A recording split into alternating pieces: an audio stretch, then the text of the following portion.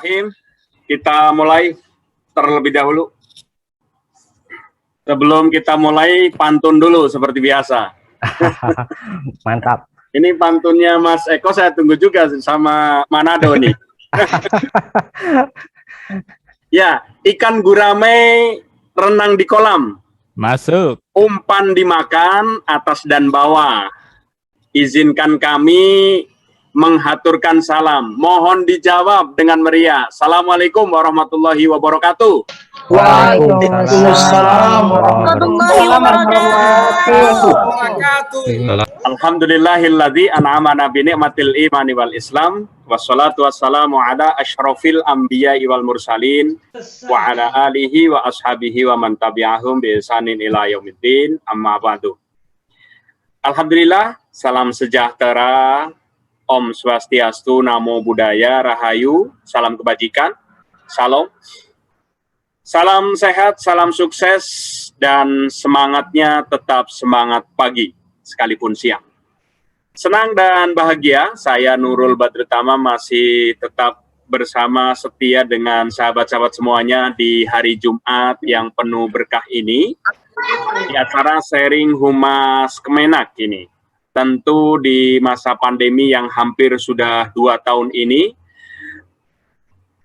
mengikhtiarkan para ASN atau para PNS terutama di Kementerian Agama untuk berlomba-lomba membuat sebuah program-program yang out of the box, dan program-program yang tentu bisa menambahkan kinerja kita sebagai ASN. Nah, kaitan dengan ini adalah terkait buku.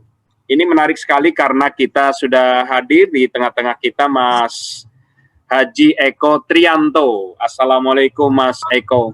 Waalaikumsalam warahmatullahi wabarakatuh. Saya kalau ke Jogja kangen dengan sate kelataknya ini. Kita kembali ke Manado. Ada Mas Goin Manopo ini, namanya menarik juga ini. Manado. Assalamualaikum Mas Goin. Ini sahabat saya nih. Dari Manado. Kalau Manado jangan lupa ke Bunaken. Kalau ke Bunaken belum ke Manado katanya. Ya, tentu menarik karena terkait membuat buku itu bukan hal yang mudah ya. Di samping kita juga lihai terbiasa menulis berita, menulis opini di media ataupun di media kita sebagai Pranata Humas. Ini menarik, nanti akan dibahas oleh sahabat kita Mas Eko, dan saya sapa juga terutama kepada sahabat-sahabat kami dari Pranata Humas di seluruh satker, baik dari unit eselon 1 pusat, Kanwil, terus PTKN, Madrasah, Kankemenak, Kabupaten Kota, BDK, dan terutama yang spesial adalah para Pranata Humas di kementerian dan lembaga yang hari ini bergabung bersama kami. Tentu yang hadir di sini terutama para Pranata Humas, ini adalah forumnya Pranata Humas. Bagi yang ingin menjadi narasumber ataupun host nanti bisa menghubungi dan mungkin setiap hari Jumat 13.30 di mulai. Baik, sebelum kita mulai, mari kita buka dengan baca Ummul Kitab.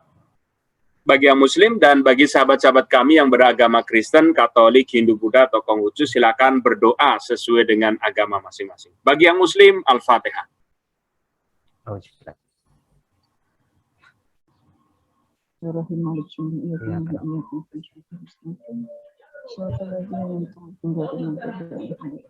Semoga kita semuanya dalam keadaan sehat walafiat dan pandemi COVID-19 ini segera hilang. Dan alhamdulillah ini sudah mereda ya di Jakarta, terus di wilayah Indonesia. Semoga kita tetap menjaga protokol kesehatan dan tetap semangat. Salam sehat untuk kita semuanya. Waktu sepenuhnya kita serahkan kepada sahabat kita Mas. Panggilannya bukan Mas. Kalau Mas kan lebih banyak ke Jawa ya. Kalau Manado apa Bang? Panggilannya apa? Nyong, nyong. Ah, Nyong. Oh, kalau nyong itu bahasa Jawa, Banyumasan ini. Kalau Nyong itu nyong saya. itu tapi kalau nyong belum ini kawin. so kaweng ini. Oh, kalau di Kawin Manado ini itu, om. iya. Om. Silakan Uyo, Nyong Uyo, Goin. Uyo, Uyo Baik, ini Mas. Iya, luar biasa. Terima kasih. Dari kami cukup sekian, sepenuhnya kita serahkan kepada Mas saja manggilnya, karena sudah terbiasa manggil dengan Mas ini, Mas Goin. Kurang lebihnya mohon maaf. Terima kasih. Wallahul muwaffiq ila aqwamit thoriq. Assalamualaikum warahmatullahi wabarakatuh. Waalaikumsalam warahmatullahi wabarakatuh. baik. Terima kasih Bang Nurul, Pak Kiai telah memberikan pengantar sedikitnya. Bapak Ibu, sahabat semua, para Pranata Humas dan Ibu Bapak Guru yang mungkin ikut sharing Humas Kemenak pagi ini atau siang ini, kita akan seperti yang telah disampaikan Bang Nurul tadi, ini judulnya menarik. Judulnya produktif menulis buku di masa pandemi. Kenapa judul ini menjadi menarik? Nanti akan dibahas oleh Mas Eko. Menurut saya ini sangat kontekstual dan sesuai dengan keadaan saat ini. Dari judul ini ada 3 kata kunci yang penting untuk kita ketahui, bahwa pertama, kata produktifnya. Kedua, kata menulisnya. Dan yang ketiga, pandemi. Saya akan coba mengantarkan ini ke topik kita siang ini. Bagi saya pandemi itu, saya mulai dari belakang. Dari kata pandemi. Bagi saya pandemi ini identik dengan belajar dari rumah, bekerja dari rumah, bahkan beribadah atau berdoa pun dari rumah. Karena semua aktivitas kita bertumpu dan berpusat di rumah, maka kita harus menjaga produktivitas kita agar tetap bisa berkarya atau berbuat sesuatu tentang apa saja. Sehingga jadikan pandemi ini sebagai sebuah berkah, bukan musibah. Dan kita tetap produktif. Produktif artinya dalam bahasa ekonomi kita bisa menghasilkan sebuah produk atau sesuatu yang bermanfaat baik untuk diri kita maupun untuk orang banyak. Saya kasih contoh acara kita saat ini, sharing Humas Kemenak. Bagi saya kegiatan ini bukan hanya tempat atau media kita bersilaturahmi atau berdiskusi dan berbagi informasi serta pengetahuan, tetapi sekaligus menjaga produktivitas kita yang tentunya manfaatnya sangat luar biasa. Maka melalui momen ini saya ingin mengucapkan terima kasih banyak kepada Inspektorat Jenderal, dalam hal ini Bang Kiai Nurul Badrut Tamam, ini senior saya, yang telah mengemas acara ini dengan sangat baik, memfasilitasi kita semua, khususnya para Pranata Humas, untuk bisa mengembangkan dirinya dalam segala hal. Bahkan acara ini menjadi inspirasi bagi kami di kantor wilayah, khususnya di Sulawesi Utara. Kami tiap minggu saat ini, barusan tadi pagi, membuat acara yang namanya Kanwil Menyapa. Alhamdulillah kegiatan ini rutin setiap minggu dan disupport, didukung penuh oleh pimpinan kami, dalam hal ini Pak Kakanwil. Jadi sekali lagi, terima kasih buat Bang Kiai Nurul Badrut Tamam yang sudah memfasilitasi ini. Kata kunci terakhir adalah menulis. Menulis ini banyak ragam. Ada orang yang bisa menulis surat, menulis pidato. Kalau seorang guru dia menulis PTK, penelitian tindakan kelas, dan lain-lain. Ada juga orang yang seperti kita Pranata Humas membuat berita, menulis artikel, hingga menulis buku. Kata Suyitno, maaf, menulis adalah sebuah upaya menuangkan pikiran, ilmu, gagasan, ide dan pengalaman hidup seorang penulis dalam bahasa tulisan. Dalam konteks ini, kita akan mendengarkan dan akan menggali lebih dalam lagi tentang konteks kita dalam sesuai dengan topik tadi, yaitu menulis buku. Nah, karena narasumbernya Mas Eko Triyanto sudah bergabung bersama kita, tidak elok saya berpanjang lebar, tapi sebelum saya serahkan ke Mas Eko Triyanto, saya ingin membacakan CV beliau atau identitasnya. Beliau ini seorang penulis produktif menurut saya, karena sering menulis di media cetak, Koran Kedaulatan Rakyat, kemudian Jogja Post, Republika. Bahkan beliau ini sudah menulis 7 buah buku, Bapak Ibu, para sahabat sekalian. Dari 7 buah buku itu 5 buku sudah terbit, 2 dalam proses selesai. Dan dari 5 buku itu ada 2 yang saya tertarik untuk ingin membacanya, Mas Eko. Pertama, bagi yang patah hati, cocok untuk membaca buku ini. Manajemen Patah Hati. Sangat bagus judulnya.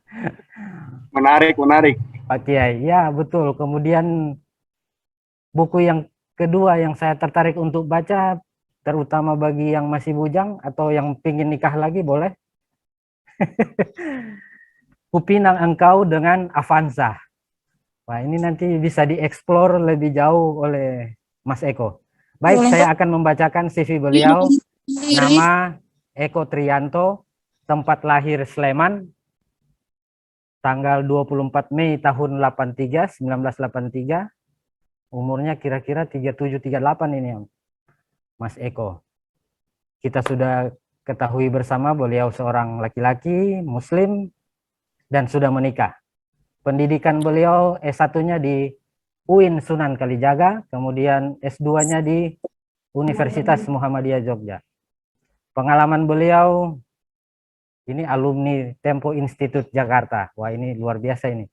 Kemudian pernah magang di Harian Solo Post, CEO kabareminggir.com. Terakhir ini saat ini menjabat sebagai Ketua Umum Forum Penulis Antologi Indonesia. Mengingat waktu, ada baiknya saya segera menyerahkan mic ini kepada Mas Eko Triyanto dan Bapak Ibu sahabat sekalian.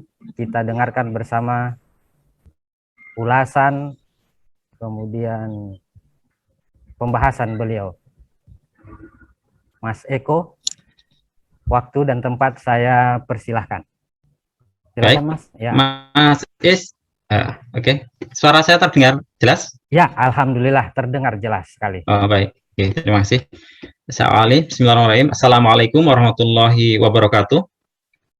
Assalamualaikum warahmatullahi wabarakatuh. Warahmatullahi wabarakatuh. Terima kasih, alhamdulillah pada kesempatan siang hari ini kita bisa bertemu. Lebih dahulu saya akan mengucapkan terima kasih pada Bapak Nurul Badrul Tamam dan teman-teman di Inspektorat Jenderal Kementerian Agama Republik Indonesia yang telah memberi kesempatan kepada saya untuk berbagi tema pada kesempatan ini, yaitu menulis buku. Kemudian terima kasih juga kepada Mas Is ini yang sudah dari kemarin kita kontak-kontak ya, membahas tentang pembahasan siang hari ini. Mudah-mudahan nanti ada manfaatnya. Teman-teman Pranata Humas di seluruh Indonesia, baik dari Kementerian Agama maupun kementerian dan lembaga yang lain. Saya lihat banyak juga dari teman-teman guru madrasah dan mungkin juga guru umum. Terima kasih atas partisipasinya pada kesempatan siang hari ini.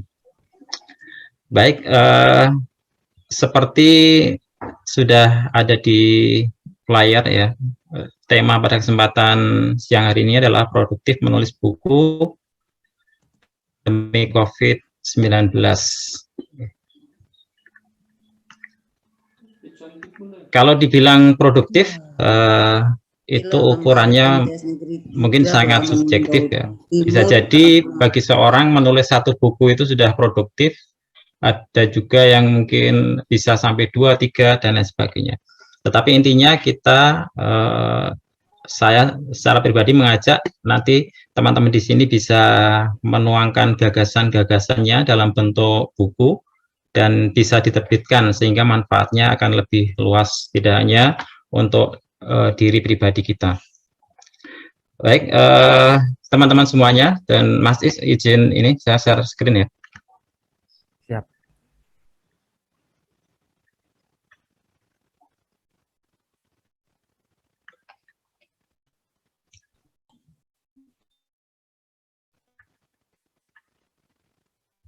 Karena judulnya adalah produktif, saya berharap setelah kegiatan ini nanti kita minimal punya rencana ke depan untuk bisa menerbitkan buku gitu. Baik itu nanti berupa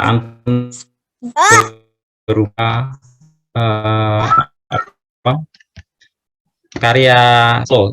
Nah, di sini saya akan menyampaikan 9 jurus jitu menerbitkan buku. Jadi menulis itu adalah keterampilan, proses kreatif, dan masing-masing orang mungkin mempunyai cara sendiri. Tidak selalu 9 hal yang saya sampaikan ini cocok, nanti bisa diimprovisasi, bisa dipilih mana yang kira-kira cocok, mana yang tidak silahkan ditinggalkan. Karena seperti halnya orang berenang, seperti halnya orang naik sepeda, untuk berlatih itu tidak sama. Masing-masing orang mempunyai cara sendiri-sendiri. Jadi intinya adalah kita mencoba, kemudian mempraktikkan menulis itu, dan nanti kita lihat hasilnya. Kenapa saya menulis? Ada sendiri, jadi tidak mengutip para tokoh, tetapi saya menyusun kalimat sendiri.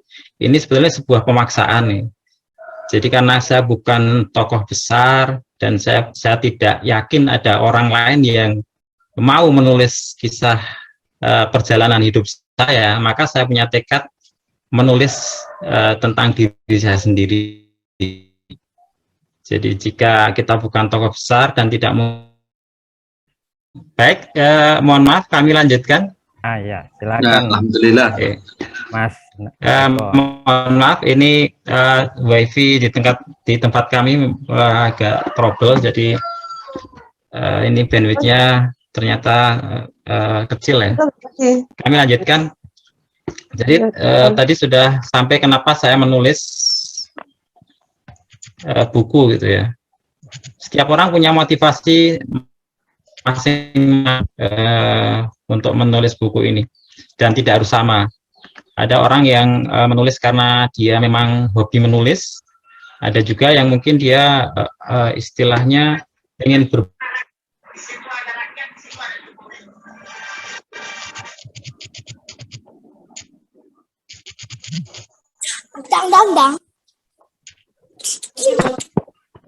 Sinyal tidak terdengar lagi ya. Iya, dari sana ini, dari sana. Ini beberapa buku yang pernah saya tulis. Ada yang diterbitkan oleh penerbit mayor, ada juga yang diterbitkan oleh penerbit indie. Yang pertama itu adalah Agar Allah Bersama Kita, ini diterbitkan oleh Promedia. Ini adalah buku pertama dan prosesnya paling lama, karena kalau penerbit mayor itu bisa 6 sampai 1 tahun untuk terbitnya satu buku itu. Selain menerbitkan buku, saya juga menjadi editor beberapa buku.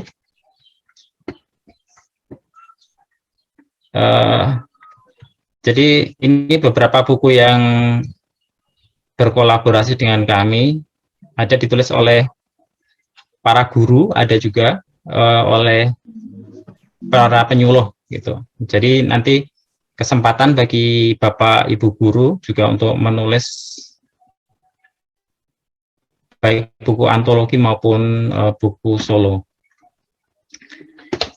Ini kondisi perbukuan di tanah air kita. Ada beberapa hal ya, kabar baiknya, sistem perbukuan kita itu sebetulnya sudah ada undang-undangnya, yaitu Undang-Undang Nomor 3 Tahun 2017. Kemudian kita juga sebetulnya sudah ada Komite Buku Nasional. Jadi ada komite khusus yang menangani tentang buku ini, perbukuan ini. Kemudian setiap tahun itu diperkirakan ada sekitar 30.000 sampai 40.000 judul buku yang diterbitkan. Ini data dari IKP dan data dari Perpusnas berdasarkan permintaan ISBN. Kemudian kabar baik lainnya adalah saat ini self-publishing atau penerbitan secara mandiri itu semakin mudah dan murah. Nanti akan saya sampaikan kisaran harga kalau kita menerbitkan buku secara mandiri. Kemudian adalah pemasaran semakin mudah via online, baik marketplace maupun media sosial. Tetapi di samping kabar baik, terdapat sejumlah kabar buruk tentang perbukuan di negeri kita. Yang pertama adalah implementasi di lapangan. Undang-undang sistem perbukuan ini belum sepenuhnya dijalankan. Contoh nyata adalah ketika pajak buku itu kemudian masih tinggi, harga kertas untuk pencetakan buku juga masih tinggi, sehingga harga buku secara total itu juga lebih mahal. Kemudian Komite Buku Nasional itu belum banyak dikenal masyarakat. Bahkan bisa jadi baru kali ini teman-teman mendengar ini Komite Buku Nasional ini. Jadi ini perlu terus disosialisasikan. Kemudian jumlah pembaca buku itu tidak tumbuh secara signifikan. Ini terkait dengan indeks baca di negara kita yang masih rendah, gitu ya. Kemudian juga banyak pembaca yang beralih ke media online. Kabar buruk lainnya itu adalah tidak diimbangi dengan kualitas konten. Jadi maraknya penerbitan secara mandiri itu kemudian kontennya cenderung tidak berkualitas gitu. Karena apa? Kalau dalam penerbitan mayor itu ada editor. Kemudian mereka riset pangsa pasarnya itu seperti apa. Tetapi ketika diterbitkan secara mandiri, itu editor dan lain sebagainya itu tidak bisa berperan lagi karena terserah kita yang menerbitkan gitu. Kemudian hal lain yang cukup memprihatinkan adalah pembajakan buku itu semakin merajalela. Kalau kita cek di marketplace buku-buku terbitan penerbit besar itu kemudian dibajak dan dijual dengan harga yang di luar nalar. Kalau harga aslinya 100.000 di marketplace, yang bajakan itu bisa 20.000. Bayangkan betapa sadisnya pembajakan buku di Indonesia. Itu tentang sekilas tentang perbukuan Indonesia. Nah, kemudian apa yang harus kita lakukan gitu kalau kita ingin menerbitkan buku, menulis dan menerbitkan buku? Ini saya ibaratkan seperti pecahnya telur. Jadi telur itu kalau pecahnya dari dalam, itu akan memunculkan kehidupan. Itu artinya telur menetas. Tetapi ketika telur itu pecahnya dari tekanan luar, dari bentuk dari luar, maka dia tidak akan tumbuh kehidupan. Begitu juga proses menulis. Proses menulis itu motivasinya harus dari diri kita sendiri. Itu yang paling utama. Karena apa? Kalau hanya dari luar, kita ikut pelatihan, dapat motivasi untuk menulis, itu daya tahannya tidak lama. Bisa jadi pulang pelatihan sudah lupa lagi. Tetapi ketika kita tekadnya dari dalam diri kita untuk saya harus bisa menulis buku minimal dalam hidup itu menerbitkan satu buku. Nah itu insya Allah motivasi itu akan lebih kuat. Jadi silahkan dicari motivasi apa yang paling kuat di dalam diri kita. Nah, teman-teman mungkin pernah melihat buku ini ya. Mas Is pernah melihat? Ya, siap. Pernah. Diajarin anak-anak di rumah. Ya, apalagi Mas. Siap habis Betul. maghrib. Ya, apalagi Mas Is pernah tinggal lama di Jogja ya. Ya. Nah, ini adalah penemu metode ini orang Jogja ya, orang Kota Gede gitu.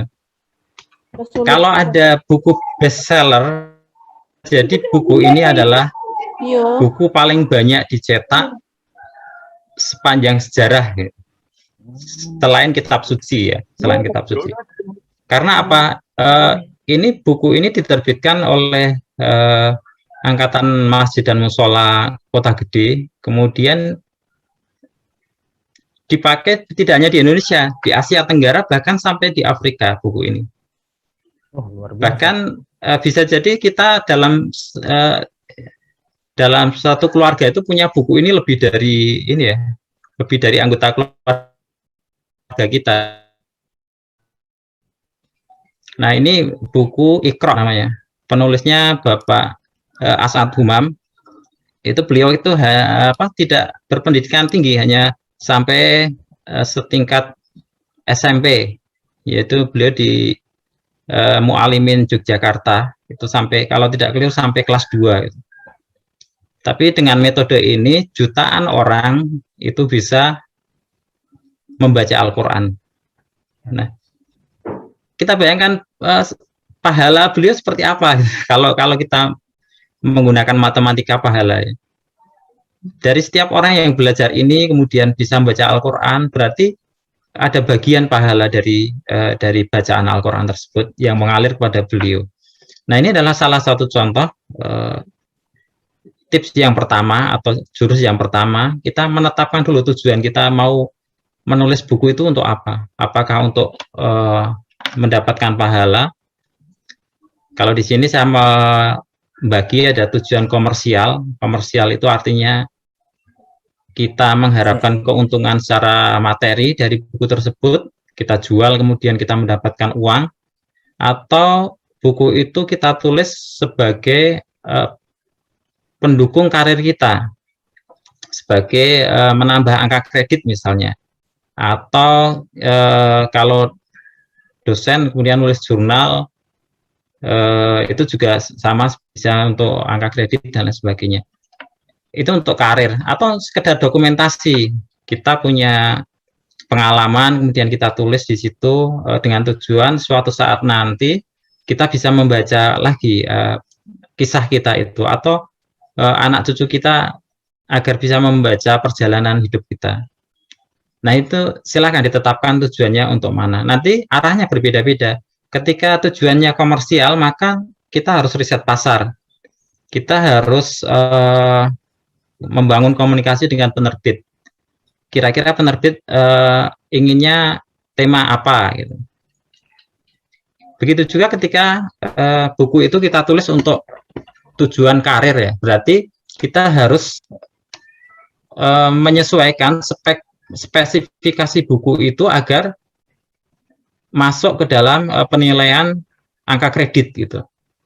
Bisa jadi terkait ISBN, terkait penerbitnya apakah harus anggota IKP atau tidak, kemudian ketebalan bukunya berapa halaman, kemudian tema yang sesuai dengan karir kita apa. Nah, ini harus diperhatikan juga. Begitu juga untuk dokumentasi. Kalau dokumentasi pribadi saya kira lebih bebas gitu. Itu yang pertama adalah tetapkan tujuan. Jadi teman-teman mau menulis buku itu untuk apa. Kemudian yang selanjutnya, setelah kita menetapkan tujuan, kita juga harus berpikir tentang tema buku yang akan kita tulis ya. Usahakan pemilihan tema buku ini adalah yang sesuai dengan passion kita. Sesuai dengan passion kita, kemudian istilahnya itu kita bahan gitu ya. Bahan. Mohon izin saya share screen ya. Maaf. Ini biar lebih mudah. Nih, jadi buku kita menulis buku, kemudian buku itu sudah pernah ditulis orang lain itu. Terkadang ada juga kekhawatiran semacam itu. Apakah buku ini pernah ditulis orang lain atau belum? Nah, dalam memilih tema ini, yang pertama faktor kedekatan ya, kedekatan emosional ataupun pengetahuan. Kalau guru bisa menulis seputar pendidikan, seputar mungkin kepemimpinan kepala madrasah atau kepala sekolah, atau mungkin psikologi pendidikan, psikologi pembelajaran dan lain sebagainya. Kalau Pranata Humas bisa tentang media sosial, tentang peran humas dalam institusi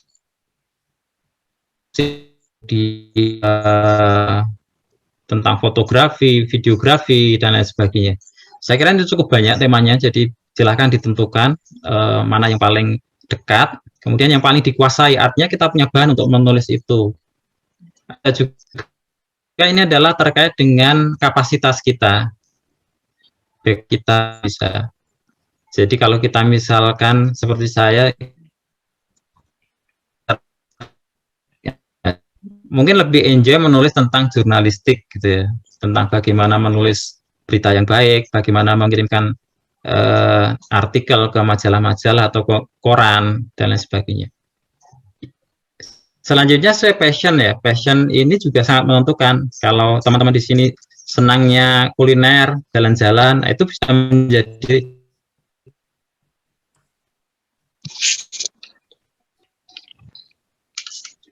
di dalam ilustrasi ini saya menggambarkan ada seorang laki-laki yang di situ bawa ember, kemudian mencoba ini ya, karena gentengnya bocor gitu ya, biar airnya tidak kemana-mana, dia wadahi itu airnya itu. Nah, bagi seorang penulis, hal semacam ini bisa dikembangkan gitu. Jadi tidak hanya sekedar tentang genteng yang bocor, tetapi bisa dikembangkan. Kemudian di situ ada 30 murid ya. 30 murid yang sedang belajar, sehingga kalau genteng itu bocor, maka ada 30 murid yang terancam tidak bisa sekolah gitu. Jadi bahasanya seperti bahasa wartawan gitu ya. Dampak yang lebih luas itu apa gitu. Jadi mungkin temanya itu sederhana, tetapi kita lihat dampak yang lebih luas itu apa. Ini contohnya tentang genteng bocor ya. Jadi tidak hanya air yang menetes, tapi apa yang diakibatkan oleh air itu. Oh, ternyata di situ ada 30 siswa yang harusnya belajar tetapi terganggu. Maka 30 siswa terancam tidak bisa belajar gara-gara genteng bocor. Itu contoh kita membuat sudut pandang atau menggali tema sehingga lebih luas. Kemudian yang selanjutnya, untuk menulis buku itu silahkan dipahami strukturnya. Buku bisa jadi dia terdiri dari 150 halaman.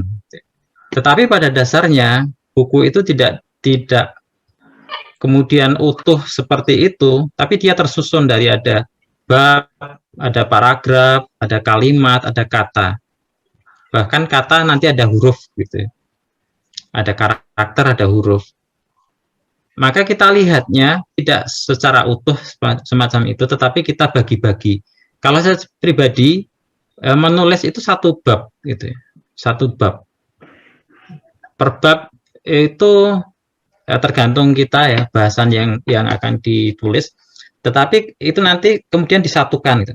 Itu akan kita lebih seperti apa ya?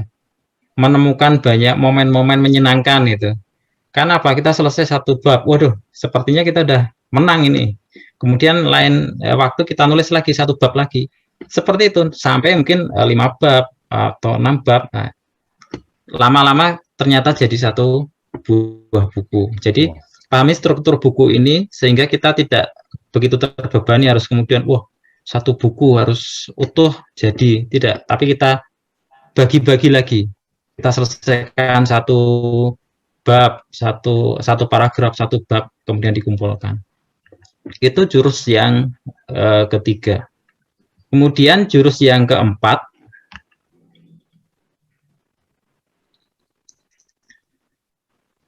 itu bahan kita dalam menulis.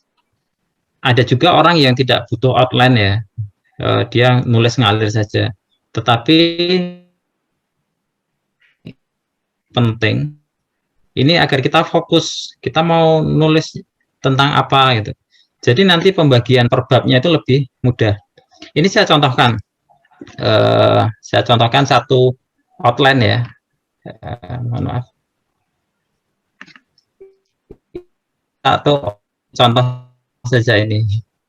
Ini temanya tentang buku tentang jeruk Bali gitu ya. Ini saya ambil dari blog Diva Press. Jadi outline yang perhatikan coba.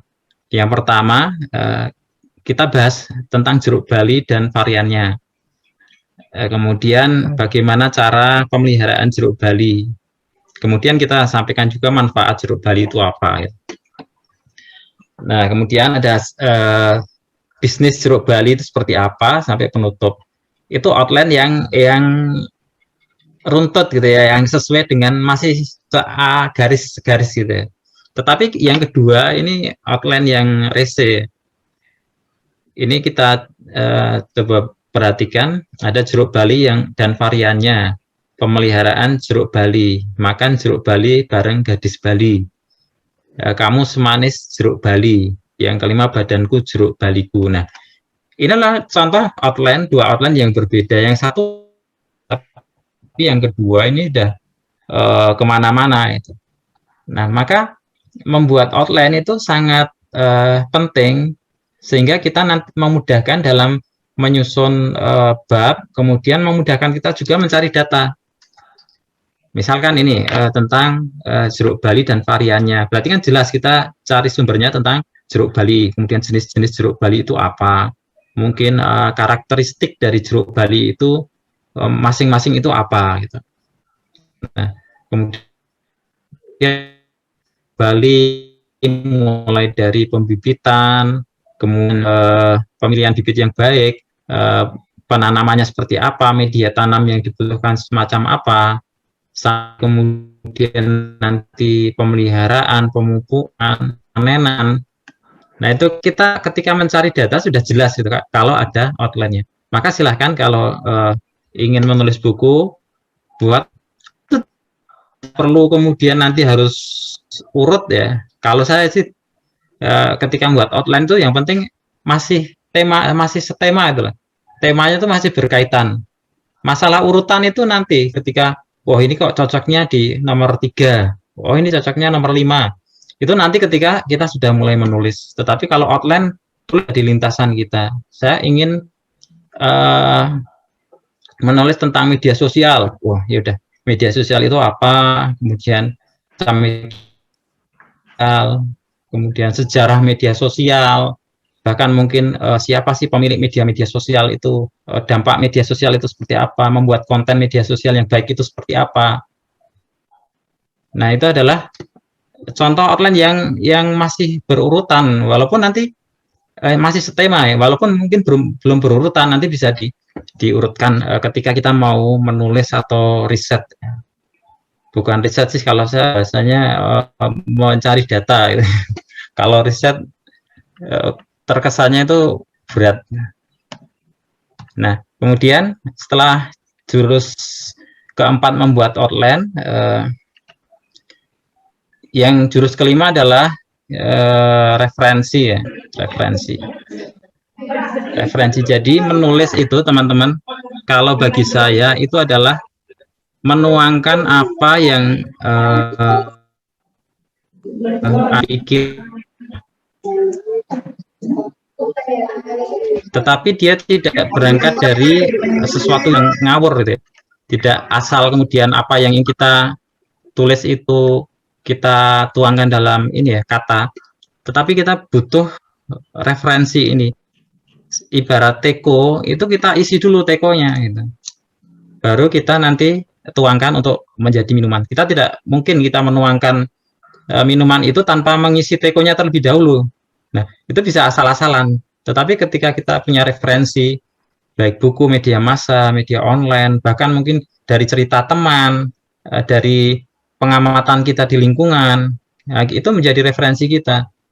Jadi ketika menulis buku itu kita sudah tinggal merangkai ya, merangkai apa yang ada di pikiran kita, kemudian kita tambahkan pendapat kita. Oh, ini baiknya seperti ini, kemudian oh, idealnya menurut saya seperti ini. Jadi yang jurus kelima yang penting adalah siapkan referensi.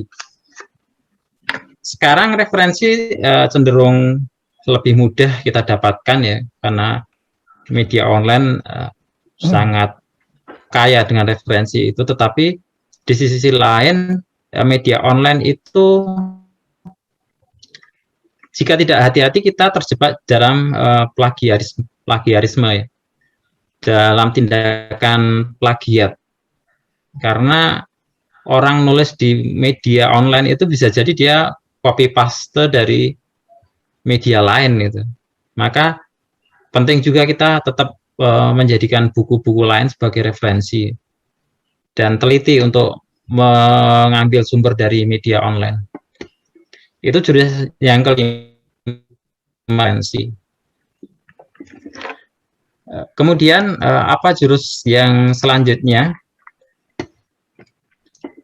Yang keenam ini tidak kalah pentingnya ya. Jadi tulis sampai selesai satu subjudul atau satu bab ya. Itu tulis sampai selesai, apapun itu hasilnya. Itu kalau biasa yang saya lakukan semacam itu.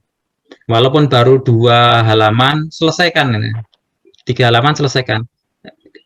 Jangan nanggung. Kalau nanggung itu nanti kita harus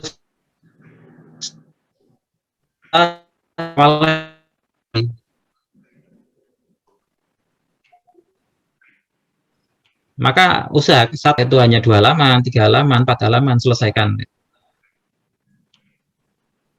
Karena besok ganti waktu, kita sudah frekuensinya itu udah lain gitu. Untuk menemukan momentum yang sama itu tidak mudah. Maka selesaikan satu bab, walaupun itu hanya 2 halaman. Jurus yang ke-7, pilih 4 tepat. Jelas tadi tema yang tepat, yang kita kuasai, dekat dengan kita, sesuai passion kita, itu harus kita perhatikan. Kemudian waktu menulis itu juga sangat menentukan. Ada yang senang menulis di malam hari, ada yang senang nulis di pagi hari, itu beda-beda orang ya. Tetapi ya silahkan tentukan waktu yang tepat itu supaya kita merasa nyaman untuk membuat tulisan. Kemudian tempat yang tepat. Nah, kalau di gambar ini adalah, ini salah satu objek wisata di Kulon Progo, namanya Tumpeng Menoreh. Ya, jadi atas Bukit Menoreh. Ini salah satu apa ya yang sedang ngehit di Jogja, Tumpeng Menoreh ini. Inisiatornya salah satunya adalah Endang Sukamti, yang kalau teman-teman tahu grup band asal Jogja, Endang Sukamti. Ini Mas Erik Sukamti yang menginisiasi tempat wisata ini. Jadi tidak perlu sampai ke sana atau cari tempat tempat yang asik gitu ya. Tetapi yang jelas nyaman itu. Di rumah pun tidak apa-apa, asalkan nyaman, tidak banyak gangguan gitu ya. Karena itu mempengaruhi mood kita mungkin ya. Jadi kenyamanan itu mempengaruhi kita dalam menulis. Maka pilih tempat yang tepat. Yang keempat adalah alat yang tepat. Alat di sini saya ibaratkan sebagai sebuah senjata itu, pastikan bahwa itu mendukung dengan kegiatan tulis menulis kita. Jangan sampai hal-hal teknis itu mengganggu. Misalnya laptop kita keyboardnya susah untuk untuk mengetik ya. Ya. Itu nanti mengganggu kita. Istilahnya dalam penulisan proses kreatif kita, maka pastikan alatnya juga mendukung. Itu jurus yang ke-7. Kemudian jurus yang ke-8 yang perlu kita perhatikan dalam menulis itu teman-teman, konsisten ya. Sedikit tapi rutin itu lebih baik. Kalau mengutip kata-kata Terelie ini rumusnya lumayan berat, tetapi hasilnya mungkin luar biasa. Terelie itu punya rumus, tulislah 1000 kata setiap hari selama 180 hari, tidak boleh absen. 1000 kata bisa 3 atau 4 lembar halaman ini. Nah ini kalau memang betul-betul konsisten, saya kira nanti dampaknya akan kita rasakan setelah 180 hari. Kalau saya yang biasa, selain nulis buku, karena saya terbiasa juga nulis di blog, itu minimal satu tulisan itu 300 sampai 500 kata. Jadi rata-rata setiap hari saya membuat tulisan itu 300 sampai 500 kata. Kemudian saya posting di blog. Ada beberapa blog yang saya kelola. Di antaranya adalah tadi kbariminggir.com. Nah, ini konsisten. Sedikit tidak apa-apa tapi rutin. Sehari mungkin 2 halaman. Besok tambah lagi 2 halaman, itu akan lebih bagus. Tipsnya kalau kita belum mempunyai nafas yang panjang dalam menulis, kita tulisnya semacam artikel di koran itu ya. Kan biasa artikel di koran itu kan tidak terlalu panjang ya, tetapi dia utuh satu tulisan itu. Artinya nanti ketika dikumpulkan itu kita tinggal menyusun saja. Jadi tidak mandek di tengah jalan. Jadi ada pembukaannya, ada penutupnya. 2 halaman pun tidak masalah, 2 halaman. Nah, nanti kita susun menjadi sebuah buku. Itu jurus yang ke-8. Jurus yang terakhir 9 itu endapkan. Jadi ada 2 pekerjaan yang tidak bisa dilakukan dalam satu waktu, yaitu menulis dan mengedit. Ini adalah salah satu bisa dibilang kelemahan ketika menulis. Ya. Kita menulis satu kalimat itu kemudian salah ketik, kita balikkan kursor untuk membetulkan, idenya udah hilang. Betul. Maka biarkan saja soal salah ketik, soal huruf berantakan, itu biarkan saja, tidak usah menjadi penulis dan editor sekaligus. Kita tulis saja, tulis ngalir aja, nanti tipe-tipe atau salah ketik biarkan saja. Nanti ketika sudah selesai, biarkan, kemudian besok atau lain waktu kita baca ulang. Karena ketika kita menulis itu kita biasanya secara emosional itu menganggap tulisan itu udah benar gitu ya. Wah ini saya udah nulis nggak ada yang keliru gitu. Tulisan-tulisan nggak ada yang keliru. Tetapi ketika kita baca lagi lain waktu, mungkin wah ini kok agak janggal ya, atau mungkin oh ini ternyata ada yang salah ketik dan lain sebagainya. Selesaikan, endapkan dulu, lain hari baca ulang. Itu jurus yang ke-9, yang terakhir. Itu tentang menulis. Kalau tujuan kita sampai penerbitan, maka ada beberapa hal yang perlu kita pelajari juga. Ini tentang penerbitan buku ya. Jadi ada dalam dunia penerbitan buku itu ada istilah penerbit mayor. Penerbit mayor itu adalah penerbit besar dengan sumber daya manusia dan modal yang memadai. Pekerjaan di dalam penerbitan sudah dibagi-bagi, ada editor, ada layouter sendiri, kemudian ada produksi sendiri, bahkan mereka mungkin punya percetakan sendiri. Itu penerbit mayor. Bahkan ada beberapa yang punya jaringan distribusi buku, toko-toko buku secara mandiri. Jadi ini penerbit mayor. Masuk ke penerbit mayor sangat mungkin, tetapi proses seleksinya tidak mudah. Seperti buku saya yang pertama tadi, yang diterbitkan oleh Proyumedia Yogyakarta itu, dia prosesnya 8 sampai 1 tahun. Jadi naskah masuk, ada catatan dari editor, kemudian saya memperbaiki, kemudian mereka desain, layout, kirim ke saya lagi, saya setujui, baru cetak dan sebagainya. Ada MOU dan lain sebagainya. Cukup panjang perjalanannya. Nah, kemudian yang kedua ada penerbitan atau penerbit independen atau penerbit indie. Ini adalah penerbit kecil dengan skala usaha terbatas. Terkadang dalam beberapa pekerjaan menginduk kepada penerbit mayor. Jadi mereka biasanya tidak sepenuhnya melakukan proses produksi di penerbitan itu. Mereka hanya mengolah teksnya saja sampai pengurusan legalitas, tetapi soal pencetakan, distribusi, dan lain sebagainya, bisa jadi mereka minta tolong ke penerbit mayor. Itu penerbit independen. Ini banyak sekali ya. Saya kira di daerah-daerah di Indonesia juga sudah banyak penerbit independen ini. Kemudian ada satu lagi yang bisa menjadi pilihan kita ketika akan menerbitkan buku, yaitu self-publishing. Jadi kita menerbitkan secara mandiri. Tetapi dalam penerbitan ini, itu kita harus menanggung biaya penerbitan.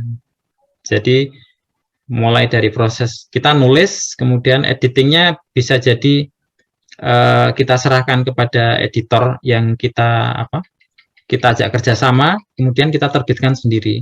Nah, ini lebih cepat, dan sekarang untuk melakukan ini mudah dan murah. Gitu. Nanti akan saya tunjukkan berapa sih menerbitkan buku 10 eksemplar saja gitu. Nanti ada gambarannya. Nah, ini yang banyak dilakukan saat ini, dan saya cukup gembira karena di antara mereka para guru-guru itu menerbitkan cukup banyak buku. Hanya saja di sisi lain harus diimbangi dengan kualitas tadi.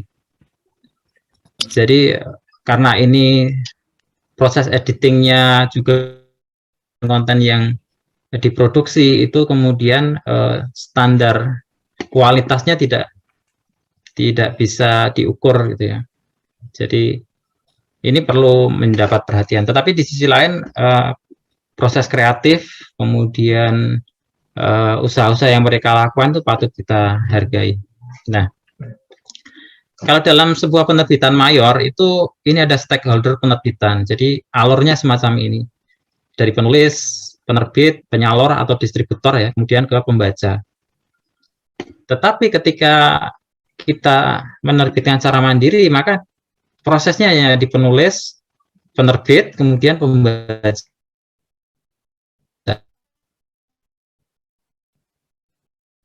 Distribusi, walaupun kita bisa menyewa atau bekerja sama dengan jalur distributor ini, tetapi nanti ongkosnya itu cukup mahal.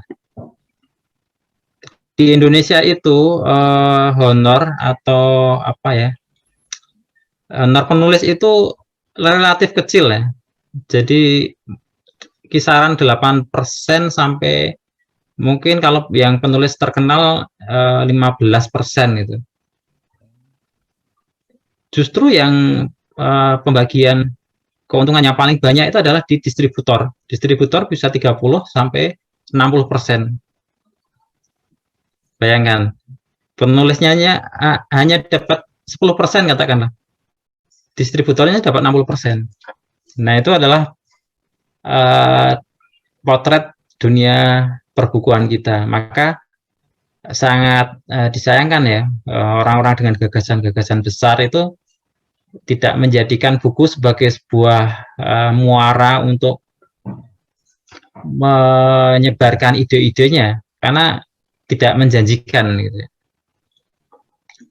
Tetapi seandainya royalti untuk penulis itu katakanlah 30%, saya kira banyak orang-orang pintar akan menulis buku. Kalau sekarang kan orang pintar mendingan nulis di jurnal ya. Mendingan nulis jurnal, tembus ke Scopus, dapat sekian puluh juta gitu ya. Tapi kan yang akses jurnal itu hanya terbatas ya, mungkin akademisi, ahli-ahli tertentu. Sedangkan orang-orang ini ya, masyarakat secara umum kan butuh juga bacaan-bacaan yang berkualitas. Nah, maka mari kita ikut berkontribusi menyediakan bacaan-bacaan yang bagus untuk masyarakat. Dengan cara apa? Dengan cara menerbitkan buku. Nah, untuk selanjutnya, ini proses kreatif saya, bagaimana saya menulis dan menerbitkan buku. Tidak selamanya cocok dengan teman-teman semua, tetapi bisa jadi ada hal yang bisa diterapkan. Nah, bagaimana menulis buku? Biasanya ketika saya memiliki ide, satu ide itu segera saya catat gitu ya. Karena lintasan ide itu kadang tidak datang 2 kali. Oh, saya punya ide ini.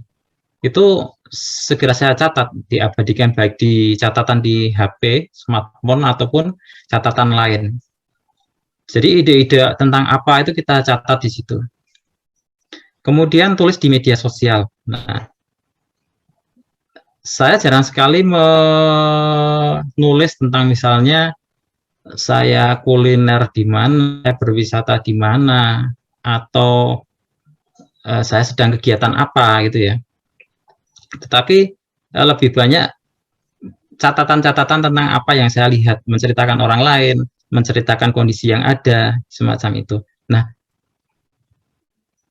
jadi teman-teman bisa memanfaatkan media sosial ini untuk mengabadikan gagasan tadi. Kalau ide-ide itu padat berisi, itu bisa menggunakan Twitter, karena Twitter karakternya dibatasi ya, sekitar berapa ya, 180 karakter atau berapa itu. Jadi bisa di Twitter, bisa juga di Facebook. Kalau yang Facebook lebih panjang itu, catatan-catatan di Facebook itu. Saya biasa menuliskannya di sana. Kemudian saya salin ke blog, karena saya senang dengan dunia blogger. Maka catatan-catatan tersebut saya rangkum atau saya pindahkan ke blog.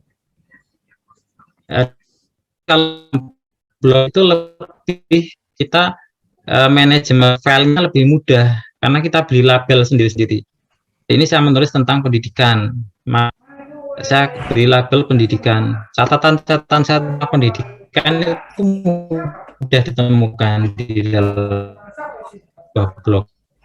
Nah, kenapa dia ya? Kemudian juga bisa menyimpan foto, video dan sebagainya yang mudah diakses. Karena kita tidak perlu istilahnya tidak perlu tapi bisa langsung kita ketik. Seperti misalnya blog saya ekotrianto.com. Ketika saya ketik sudah di situ, kita file yang mau diunduh atau di copy bisa di situ. Kemudian kalau dalam komputer kita bisa buat folder atau Google Drive ya, yang dengan satu folder itu memang berisi buku, catatan-catatan berkaitan buku atau data-data yang kita kumpulkan tentang sebuah buku. Itu nanti akan berguna ketika kita proses penulisan. Kemudian susun ulang, jadi tulisan-tulisan yang ada tadi saya susun ulang, kemudian satu tema itu saya kumpulkan, kemudian kan, nah tinggal melengkapi daftar isi, kata pengantar, menambahkan catatan lain yang diperlukan, kemudian dikirim ke penerbit. Ini adalah contoh beberapa buku yang diterbitkan, dia itu merupakan kumpulan ya, kumpulan dari catatan di media sosial. Ini hanya sebagian saja. Yang pertama itu ada tulisannya Pak Fuad Baraja. Kalau teman-teman pernah melihat Jin dan Jun, pasti kenal ini dengan Pak Fuad Baraja ini. Nah, beliau rajin membuat status di Facebook, beliau aktif mengkampanyekan anti rokok ya.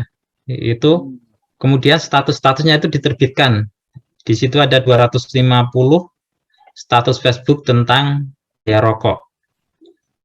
Itu diterbitkan oleh dengan judul Siapa Bilang Rokok Enggak. Jadi saya juga baru tahu ternyata rokok itu bisa bikin ya yang kaya yang punya pabrik rokok gitu ya. Kemudian ada kumpulan tweet juga yang jadi buku. Nah, ini tulisan Mas Sabtuari Sugiharto. Mas Sabtuari itu foundernya Sedekah Rombongan. Kalau teman-teman pernah lihat kisahnya, pernah juga di Kick Andy ini diundang. Ini kumpulan tweet ya. Judul bukunya Tweet Sadis Bikin Meringis. Ini diterbitkan oleh Mizan Pustaka.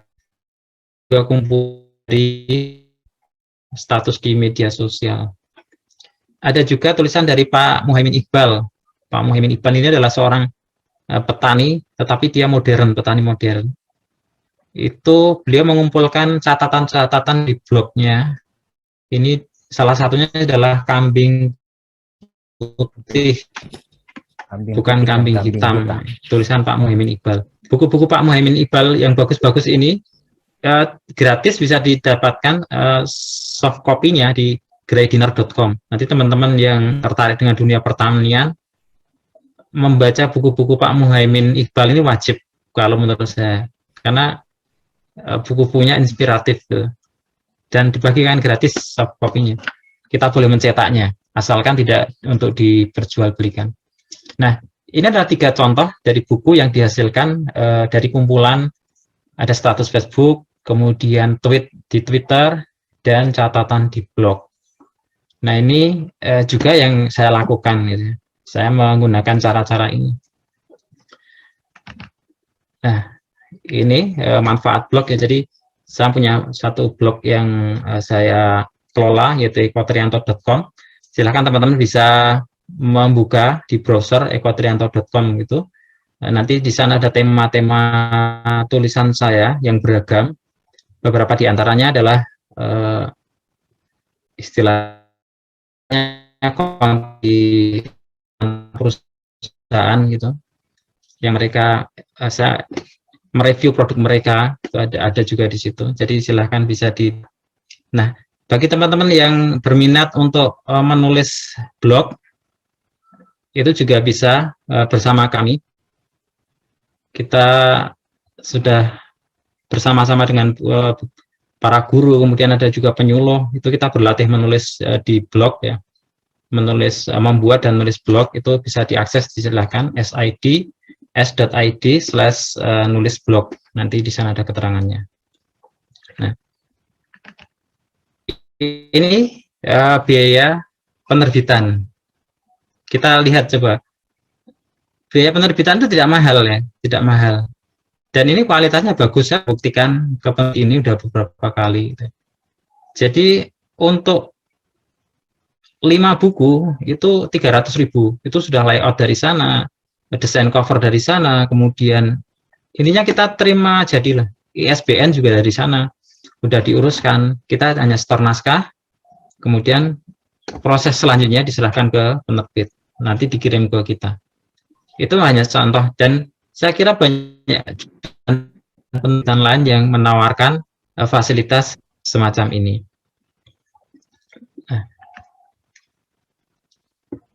Ada 3 ketakutan penulis menurut saya. Yang pertama kualitas. Kadang kita minder, wah tulisan saya itu bagus enggak, berkualitas enggak. Kalau bagi saya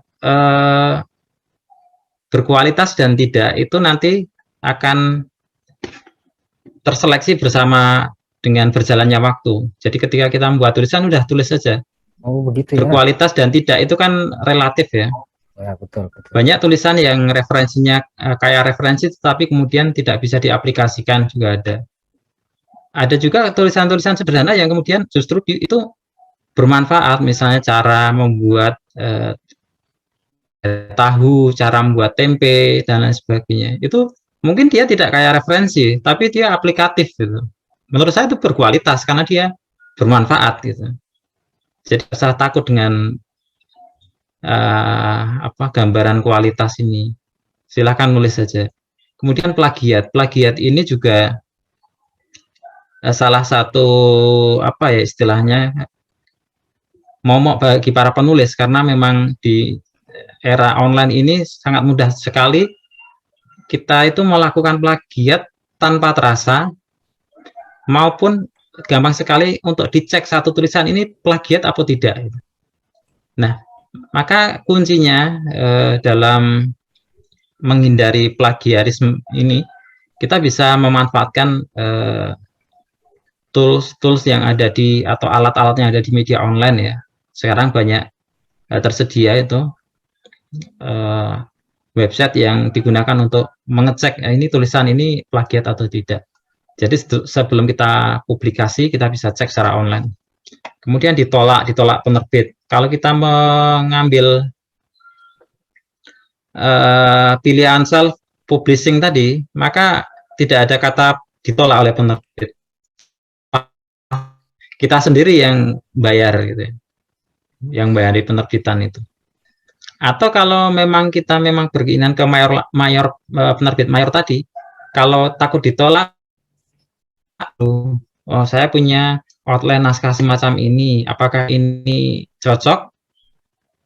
Nah, kalau cocok kita lanjutkan nulis, kita bikin kesepakatan dengan penerbit, sehingga ketika naskah jadi itu kita tidak sia-sia lagi, karena terkadang naskah sudah jadi, kirim ke penerbit ditolak, kirim ke penerbit lain juga ditolak, kan rasanya kemudian sia-sia. Tetapi kalau kita bangun komunikasi sejak awal, kita tahu keinginan penerbit itu semacam apa, kemudian naskah yang kita punya semacam apa. Jadi nanti ada kesepakatan.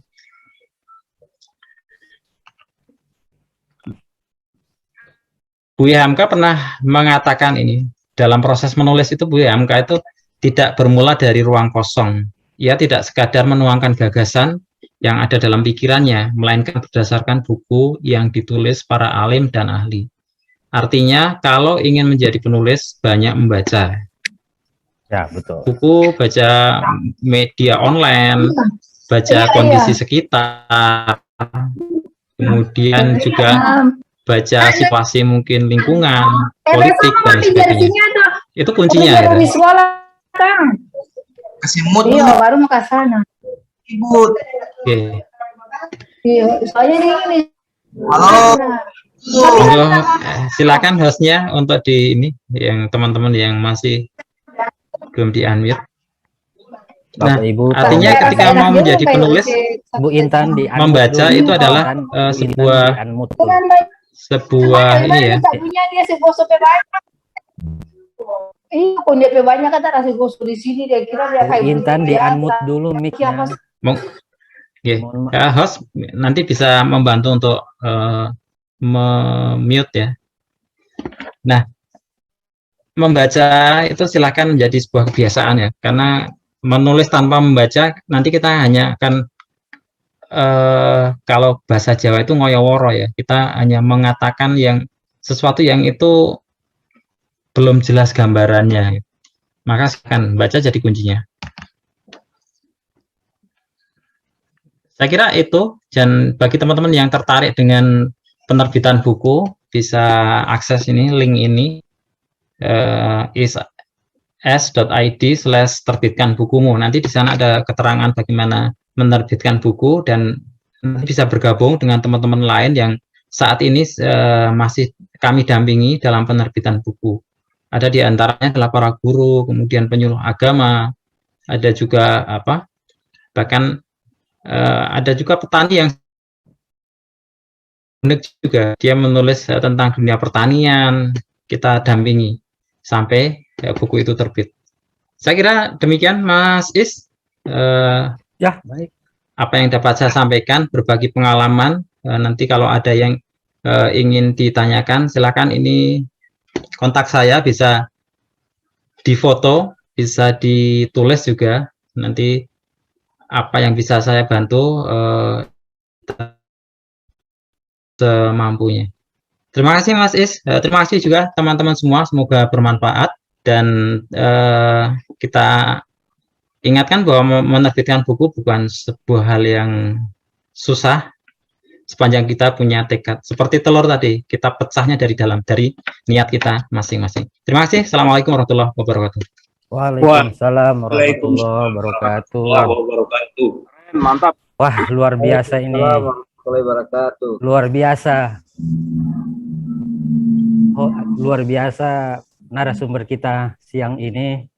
Beliau tidak hanya menjelaskan, Mas Eko tidak hanya menjelaskan tentang bagaimana cara menulis, tapi kemudian sudah meramu sampai bagaimana kita membuat sebuah buku, bahkan bisa diterbitkan.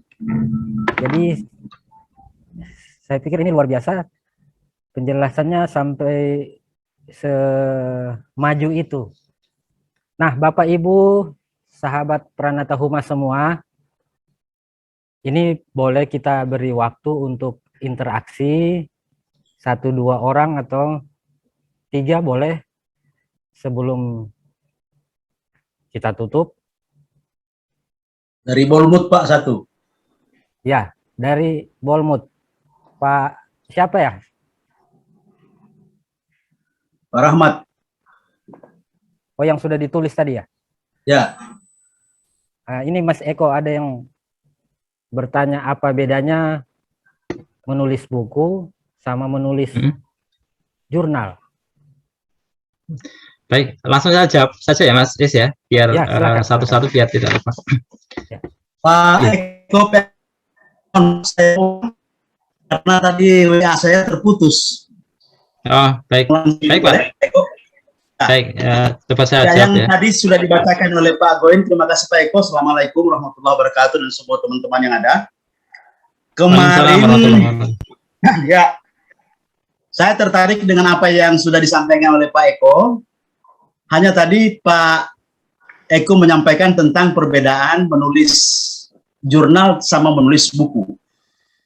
Kebetulan sekali kemarin saya mengikuti tentang di Zoom juga, mengikuti tentang bagaimana menulis jurnal.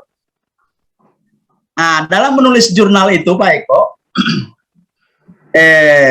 kita barangkali dapat fee atau dapat bayaran, ya kan? Sementara kalau umpamanya kita menulis buku, kita membayar. Apakah jurnal yang kita susun itu boleh kita bukukan agar supaya dengan kita menulis jurnal yang kita tulis itu bisa jadi bayaran dari menulis jurnal itu kita bisa jadikan untuk menulis buku, membukukan. Kira seperti itu Pak. Terima kasih banyak. Assalamualaikum warahmatullahi wabarakatuh. Waalaikumsalam warahmatullahi wabarakatuh. Ya, kita kumpulkan dulu ya. Saya jawab satu-satu ya Mas. Saya jawab satu-satu aja Mas Is. Oh iya. Ya. Dijawab dulu biar apa momentumnya dapat gitu ya. Ya, jadi Pak Rahmat, terima kasih. Jurnal dan buku itu ya. Sebetulnya secara ini ya, secara proses kreatif mungkin tidak berbeda, tetapi ketika menulis jurnal itu adalah ada kaidah akademik yang di sana lebih rigid gitu ya. Bagaimana struktur jurnal itu semacam apa, referensinya semacam apa dan sebagainya. Jadi lebih ketat kalau jurnal ya. Apalagi itu adalah jurnal itu nanti di ranking itu ya. Ada rankingan, ada peringkat jurnalnya semacam itu. Dan tidak semua jurnal membayar. Bahkan ada jurnal yang kita harus membayar juga, ini Pak Rahmat. Jadi ada juga jurnal yang kita harus membayar. Itu. Kemudian terkait dengan apa yang sudah diterbitkan oleh jurnal, kemudian kita bukukan, itu masing-masing jurnal punya kebijakan sendiri saya kira. Jadi misalkan saya nulis satu jurnal, itu bisa jadi tulisan di situ ada rentang waktu seberapa yang tidak boleh dipublikasikan di tempat lain. Nah, itu silakan dikonsultasikan dengan pengelola jurnalnya. Bisa jadi karena jurnal itu lebih eksklusif ya, Ji, ya. Itu bisa jadi dalam rentang sekian tidak boleh diterbitkan di tempat lain dulu. Itu nanti beda-beda aturannya. Itu bisa dikomunikasikan, Pak. Tapi pada prinsipnya tulisan di jurnal itu adalah hak cipta kita ya, ide-ide kita, maka boleh saja kita kemudian nanti diterbitkan dalam bentuk buku. Saya kira itu, Pak Rahmat. Terima kasih. Ya, terima kasih Pak Eko. Ada lagi? Satu lagi aja, satu lagi kalau masih ada, kalau tidak masih ada. Silakan, Mas Is. Ya. Pas ya, sudah tidak ada lagi. Ada, Pak Goins. Ya, silakan Bu, langsung. Ya, terima kasih atas waktunya. Saya Anis Fitrohatin, Penata Humas dari YIN Manado. Itu saya ingin bertanya kepada pemateri. Kan kalau jurnal biasanya kan melewati ada rentan kayak plagiarismenya berapa persen. Kalau buku itu gimana? Ada begitunya juga atau? Ya, baik.